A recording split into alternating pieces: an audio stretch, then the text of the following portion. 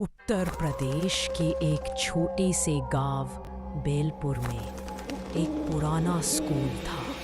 प्राथमिक विद्यालय बेलपुर। स्कूल की इमारत बहुत पुरानी थी। मिट्टी की दीवारें, लकड़ी के दरवाजे और एक टूटी हुई घड़ी जो सालों से 12-15 पर ही रुकी थी।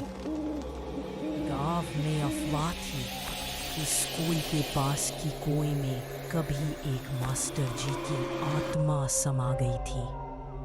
कहते हैं वो मास्टर जी रात में स्कूल में पढ़ाया करते थे।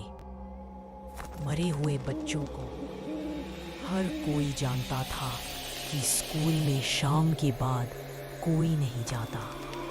एक बार गांव में नए अध्यापक आए। नाम था विनोद सर। वे पढ़ाई को लेकर बहुत ईमानदार थे और अंधविश्वास में विश्वास नहीं करते थे।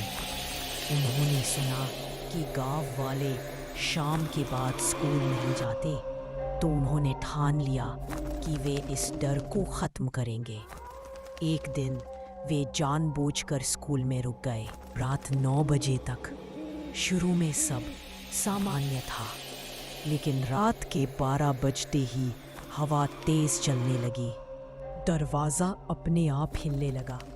तभी उन्होंने देखा क्लासरूम नंबर 3 में रोशनी जल उठी, जबकि स्कूल में बिजली ही नहीं थी।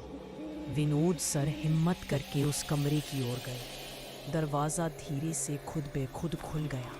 अंदर उन्होंने देखा 8-10 बच्चे बैठे हैं, पुराने ज़माने के कपड़े पहने हुए, और सामने खड़े थे एक बूढ़े मास्टर जी, हाथ में लकड़ी की छड़ी लिए हुए। कड़क आवाज में पढ़ा रहे थे, क से कबूतर, ख से खरगोश।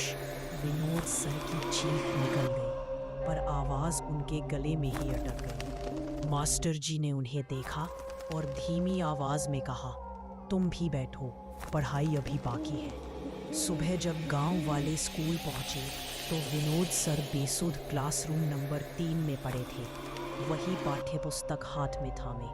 उसके बाद उन्होंने कभी गांव नहीं छोड़ा, पर कभी बोला भी नहीं। बस रोज सुबह स्कूल आते और दीवार पर कुछ लिखते रहते, वही पाठ, क से कबूतर, ख से खरगोश।